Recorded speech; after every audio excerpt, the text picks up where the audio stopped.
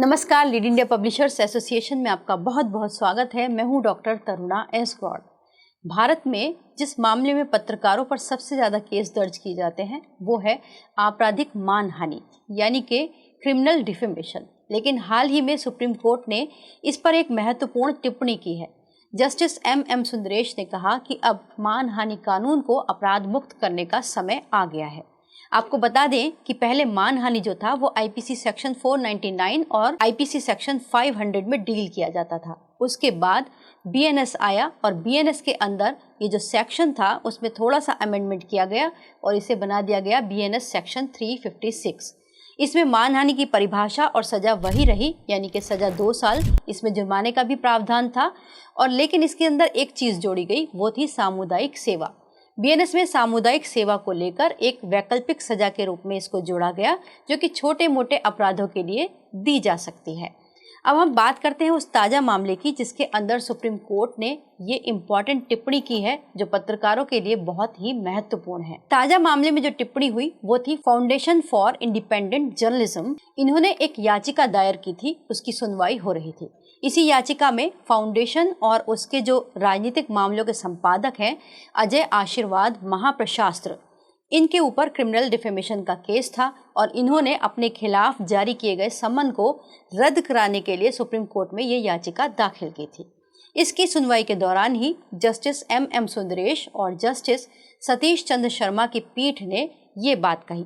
सुनवाई के दौरान कोर्ट ने स्पष्ट किया कि प्रेस की स्वतंत्रता और फ्रीडम ऑफ एक्सप्रेशन लोकतंत्र के लिए अनिवार्य है और इसे बाधित नहीं किया जा सकता। Foundation for independent journalism versus Amita Singh 2016 में ये मामला था जब जेएनयू की पूर्व प्रोफेसर अमृता सिंह ने द वायर न्यूज पोर्टल के खिलाफ मानहानि का केस फाइल किया इसके संपादक के नाम में। उसके बाद ये क्रिमिनल डिफेमेशन का केस हाई कोर्ट से होते हुए सुप्रीम कोर्ट में पहुंचा, जहां पर इसकी सुनवाई में ये बात कही गई।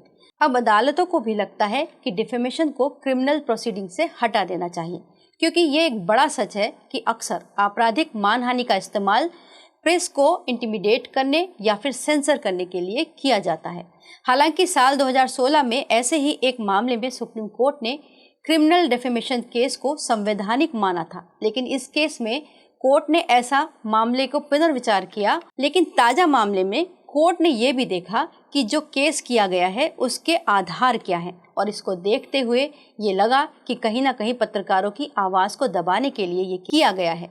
सुप्रीम कोर्ट के पहले भी कई ऐसे आदेश आए हैं जिसमें पत्रकारों का फेवर किया गया, लेकिन उसके बावजूद भी पत्रकारों के ऊपर हमले और आपराधिक मामले बढ़ते ही चले गए। ऐसी ही एक मीडिया रिपोर्ट आई थी, वॉइस ऑफ मीडिया की ये रिपोर्ट थी, pressing charges A study of criminal cases against journalist across state in India. इसके अनुसार साल 2012 से लेकर साल 2022 के बीच 427 पत्रकारों पर लगभग 624 घटनाएं दर्ज हुई, जिसके अंदर अटैक से लेकर क्रिमिनल डिफेमेशन के केस भी लगाए गए थे। अगर एनसीआरबी के आंकड़ों की बात करें तो मानहानि के केस के लिए अलग से तो कोई हमें डेटा नहीं मिला, लेकिन अटैक की अगर हम बात करें साल 2014 में 114 और साल 2015 में 28 पत्रकारों पर हमलों के मामले दर्ज किए गए। ऐसे में सुप्रीम कोर्ट की ये टिप्पणी कुछ राहत तो जरूर देगी, क्योंकि इस मामले में जस्टिस एम सुंदरेश और जस्टिस सतीश चंद्र की पीठ ने अमिता सिंह के खिलाफ नोटिस भी जारी किया है। वैसे भी दुनिया भर में कई देश हैं जहां पर मानहानि को क्रिमिनल ऑफेंस नहीं माना जाता, बल्कि इसे सिविल डिस्प्यूट माना जाता है।